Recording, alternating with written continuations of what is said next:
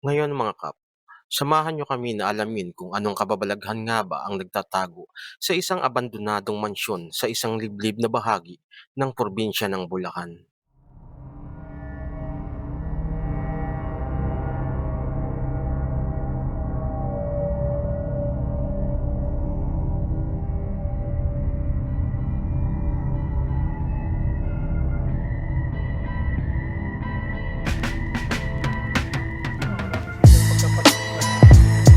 Dito na yung ano eh.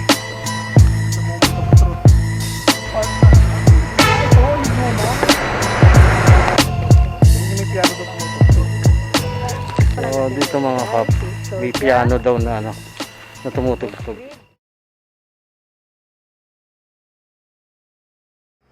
Sabi nga, may namatay daw dyan. Hindi naman namin inabutan yun eh. Pero kwento talaga nila, meron daw namatay. Kaya lang, sabi niya, bangungot daw yun. Lalaki. Kasi siya dati ang unang nagbabantay dyan. Minsan sumisigaw. Ang piano, nagtutugtog. Tapos lagas-lasa na hindi mo maintindihan. Tapos sa tangaling tapat, tatlong bata nagtatawanan sila, naghahabulan. Ang akala nga namin, yung mga anak ko, sinundo na ni Canoli. Hindi naman. May tungkol sa may nakaraan yung kwento niyo, yung kaibigan niyo na napunta doon sa may balon yung pera niya. Ay, si Janine. Nag-ano yun, maliligo siya, nalimutan niya yung pera niya, nilagyan niya sa ilalim ng bra. Ngayon, pagubad niya, umikot sa taas, tumalsik sa taas yung pera. Naglag doon. Sa loob ng balon. Tapos, nung ano na, yung pumunta siya dito sa bahay, ang sabi niya sa akin, tulungan ko daw siya. Sabi ko, bakit? Yung pera ko nandun sa balon. Linaslightan ko. Ayan, sabi niya sa akin, bahala ka na sa dalawa kong anak. Sabi niya ganyan, hindi ako naman. Sinabihan ko siya, siga ulo ka. Nagbibilin-bilin ka pa. Di pagbaba niya, sabi ko, o sige, dadasalan kita kako. Pagdating doon sa, malapit na siya sa tubig, eksakto naman yung pag ano ko nang ipinagli sa kapangyarihan ng Espiritu Santo, umikot yung tubig, gumanyan, tapos naging madilim. Pag flashlight kong ganyan, hindi ko na makita yung pera, kasi biglang umapaw yung tubig. Kaya sumigaw ko sa kanya na, umakyat ka na dyan. So po, may nadedetect na po si Sir ano? Matapos ang interview kay nanay, sinubukan ko na maglabas ng EMF meter sa isang malaking puno ng mangga at ito ang naging resulta. Nawala. Pero hindi eh.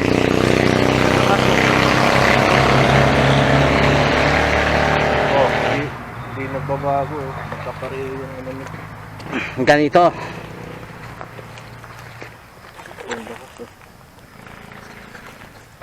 Oh, yan. Lakas, parehas oh, sabay.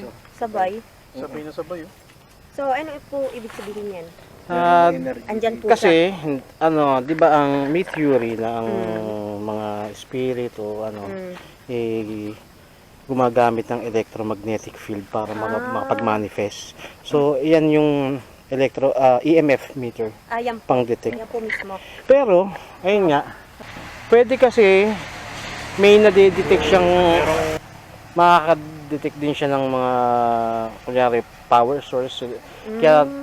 Kaya kanina pagdating natin, tiningnan ko kung Walang power source. walang kuryente. Hindi ko alam kung saan galing 'yan.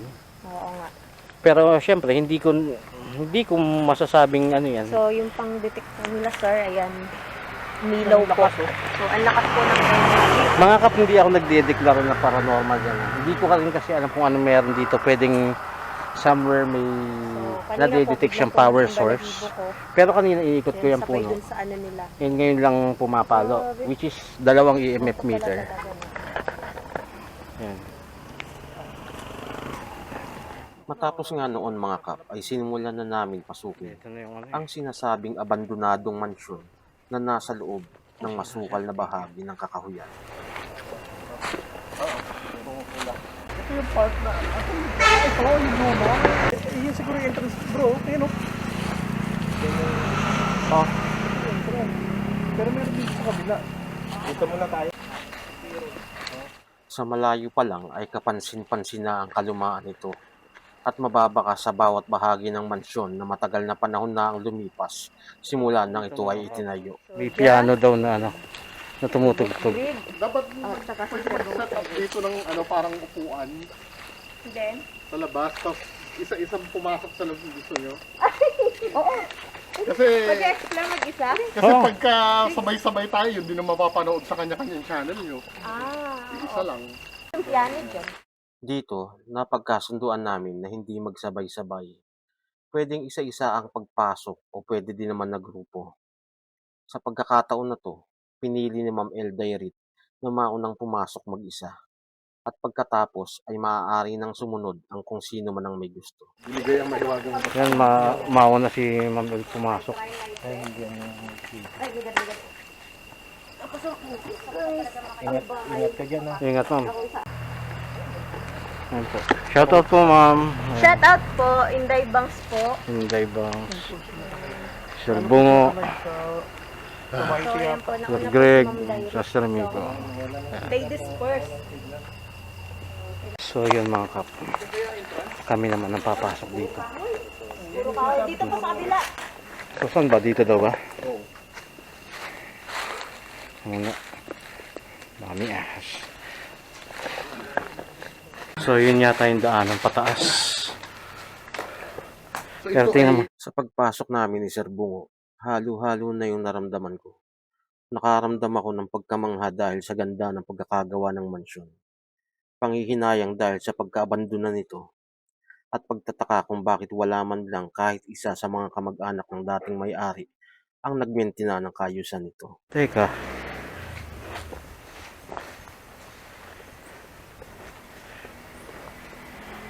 Actually mga kap, hindi naman ganun kalaki yung bahay. Well, malaki. Kumpara ito sa yung normal na. kailang puntahan, ano? Pero, yun na tayong piano. Kita nyo ba? Yung mga kap, ang nakakatakot nga is, dahil matagal na yung hindi napupuntahan, ahas ang talagang kalaban dito mga kap.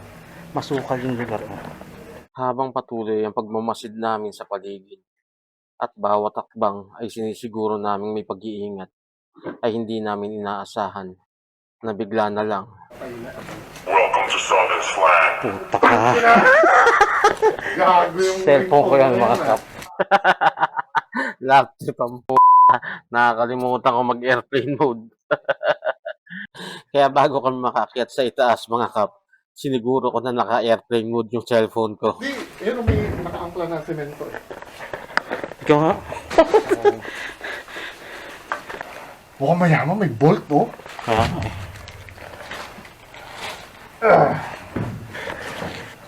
May nanood pa DVD, so ibig sabihin, bago lang to.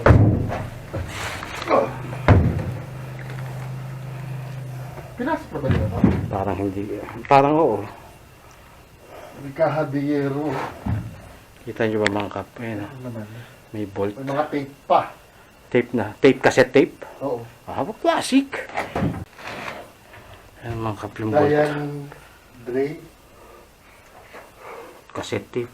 Hindi pala tayo makakapunto. Ito yung ano, pinakabahay mo doon sa... Sarado. Lagyan natin.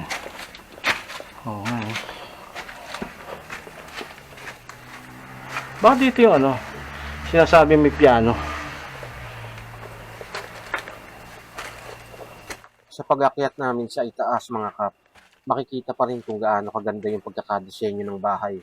Mula sa hagdanan hanggang sa mga dingding ng mansyon ay halatang pinlano at hindi lang basta-basta ang pagkakagawa. At Spirit Box. May ahas ha. Kaya nga eh. Yun nga tinitingnan ko. Usually naman nasa gilid yan. Teka, yung taas. Ganda na yung sigurado. Yung narinig yung boses sila yung sa labas. Ha? Yung mga naririnig yung boses. Set up tayo ng Sila Ma'am Elia sa baba. yung equipment. Pa lang yung... Dito sinimulan na namin ni Sir Bungo na ihanda yung mga gagamitin namin para sa gagawin naming investigasyon. Sinimulan ko ito sa paglalapag ng EMF meter para makita namin kung meron itong masasagap na electromagnetic field. Bagsak mo nga dyan. Ito yung magiging baseline namin, ano. Kaya gumagamit ng EMF meter, in theory, ang mga multo daw ay gawa sa electromagnetic field. So, walang kuryente dito. Pag merong electromagnetic field dyan, may something dito. Pero hindi pa rin nangangahulugan ng multo na yon. Baka may pinaggagalingan na iba. Wire ng kuryente o ano. Pero kung wala talaga siyang pinaggagalingan. Ang baseline. Wala. May kasama ba kami dito? Papaluin mo muna. Baka mamaya mag-set up ako ng ano. Ang susunod na makikita nyo ay yung tinatawag na compelling response ng gadget matapos magtanong ni Sir Bungo sa espiritu na posibleng nasa paligid. Isa pa. For confirmation. Hoy! Tangina, men! Ano yun? Ito yung sinasabi ko. Okay, sige. Sige, tama na. Tama na po. Tama na po. Kami, wala kaming minamanipula, ha? Defensive, no? Hindi, wala talaga. Wala talaga. Mga kasama namin nasa labas. Siguro naman kita ko sa camera ni Bungo. On cue, sinabi namin kung meron, umilaw siya. O ngayon, maglalatag kami ng gadget dito, ano ha? Sir, malamang sir, sabi, yung namatay daw dito lalaki. So may Matapos na makakuha ng magandang response gamit ang EMF, isa-isa na namin inilabas ang iba pang gamit. Kasama na dito ang bagong gadget na pina-3D print ni Sir Bungo na mechanical deadbell. Ito na rin yung kauna-unahang beses na masusubukan ito sa paranormal investigation. Disconde, ano ni ma'am? Nakakamoy isang pag dito sa labas.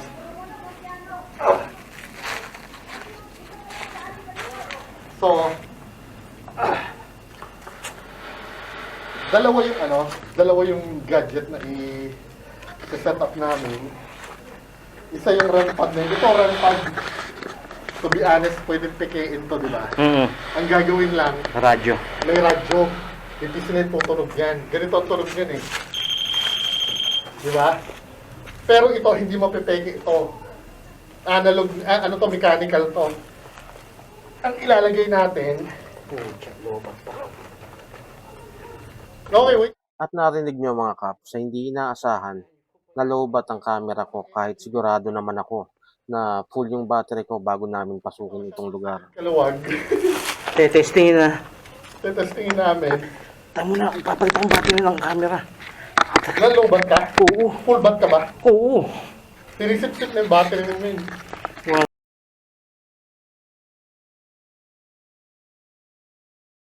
Uutusan namin yung supposed to be multo na itutulak yung copper ball na yan para bumagsak doon sa bell. So yan, we're back. Sir, nandiyan ka?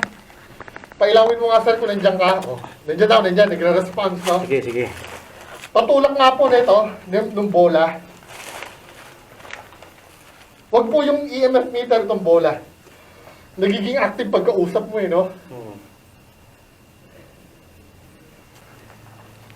Simula dito mga kap, hahayaan ko na kayo na mapanood ang mga susunod na mangyayari sa investigation namin na walang anumang interruption.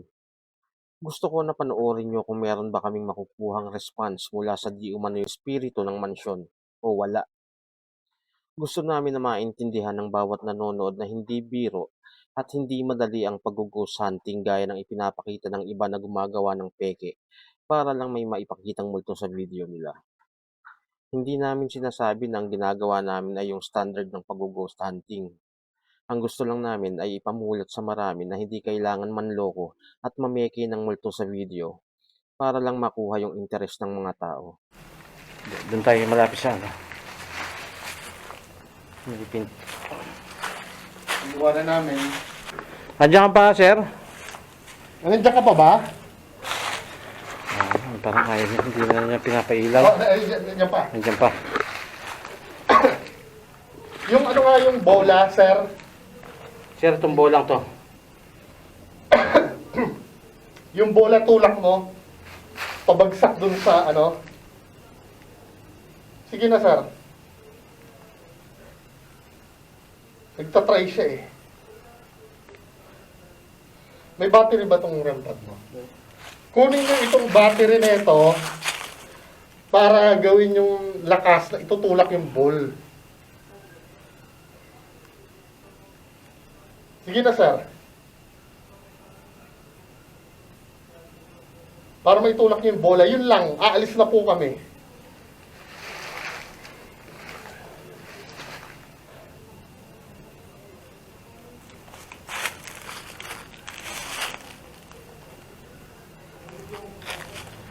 Ang muna natin baka mamaya. Sir, lalabas kami ha. Maririnig naman namin kung itutulak mo yan eh.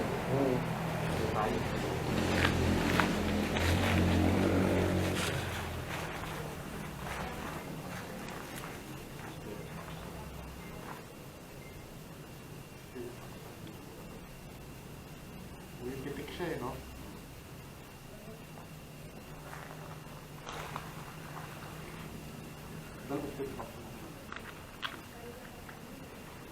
Hindi ko palang pinagod yung battery. Hindi naman nalagayan. Lagyan na ng bit ko natin.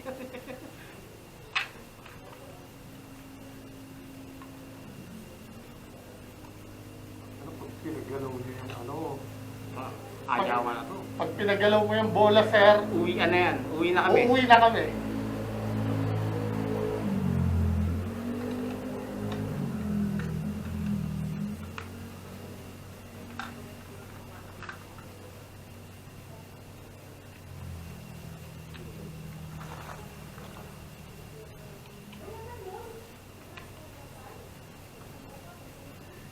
Pero maligaya ka, sir. Oo. Kaya lang, ano lang eh. Mahina. Hindi, wala naman kasi siya pagkukunan talaga ng ano. Walang kuryente rito eh. Andito ka ba sa ano bahay?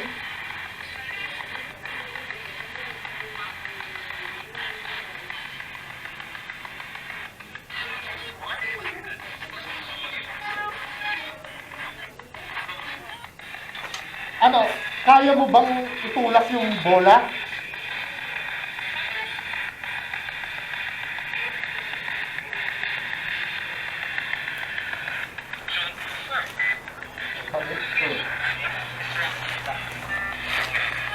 Kaya mo bang itulak yung bola? May lakas ka ba o wala?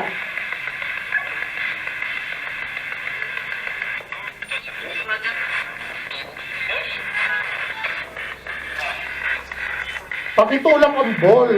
Yung ball. Yung copper ball na yun, sa taas yung bola. Kaya mo ba itulak? Kaya mo ba itulak? No doubt. Gisero ka, ha? Hindi mo kaya itulak? Ano pa natira daw dito? Baka na mga ang nakatira dito kaya hindi zero. Mukhang may kaya eh. Kilala mo si FLM? Hindi daw. Hindi. Sorry. Sorry Kulayong, hindi ka kilala. Si Kulaong, hindi mo kilala? Wala ba YouTube sa ano? Sa mundo nyo?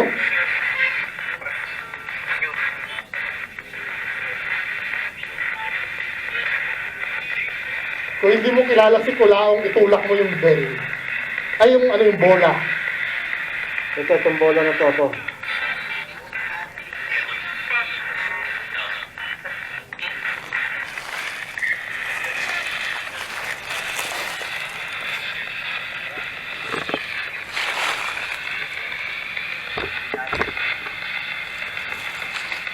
Mukhang wala na siya eh. Nandito ka pa ba? Nandito ka pa ba? Nandito ka pa ba?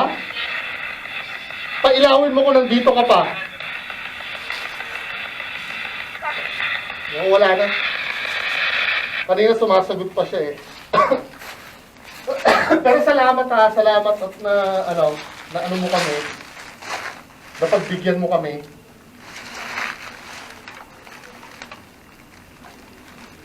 So, pack up na tayo. Pero to be fair, Umilaw naman yung ano. Umilaw naman. Response naman sa ano. Ganun po yung ano, ganun po makakuha ng compelling. Salamat po. Thank you. Hindi man namin napuntahan yung piano at least kahit paano may response. Proceed tayo sa next location.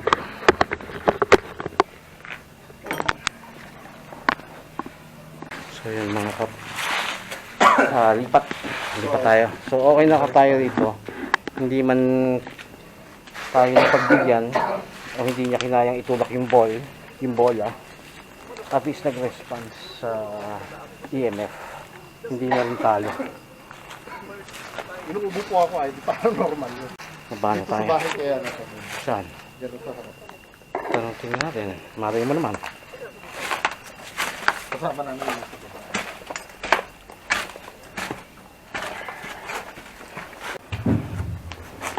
Ay. Yung challenge eh. Mga kap, nandito na ulit tayo sa labas.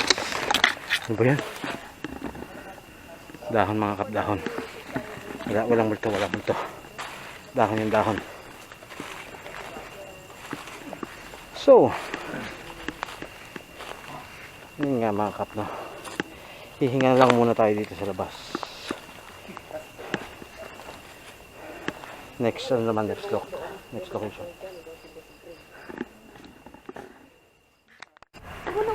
Hindi yun sa inyo kasi nandito na kami tumunog sa inyo eh. So yun, tumunog daw yung piano. Well, parang Akit nakakit pa sa daw. taas, hindi na. Hindi sir, dito na sa gilid dyan. Dito daan. Saan daw? Dito. Teka nga, siguro curious na rin kayo mga kap, kasi simula pa lang ng video na to, ilang beses nyo na narinig yung tungkol sa tumunog na piano. Pero sino nga ba yung nakaka-capture ng tumunog na piano? Ang susunod na clip mga kap ay video ni Ma'am Elda Rit kung saan na-capture sa video yung pagtunog nito.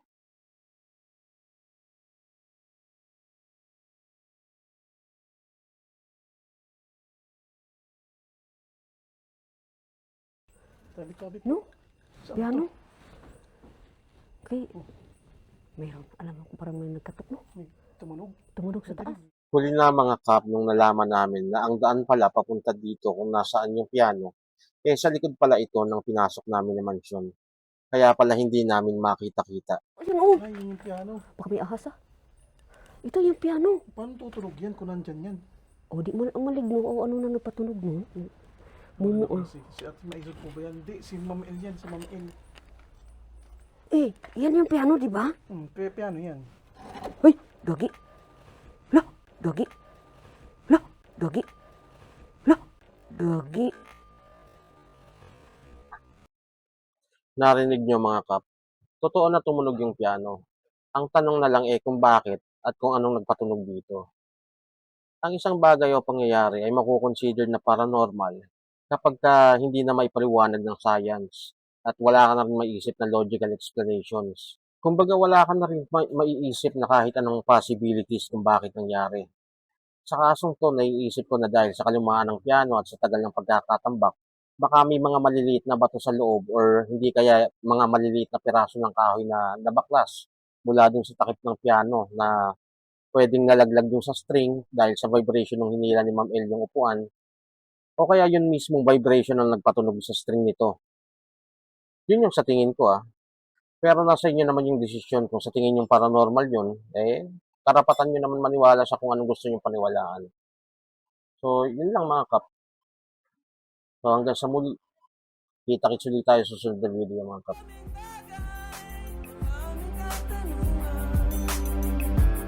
Libo-libong bagay ang di mo pa alam. Maraming bagay, maraming katanungan.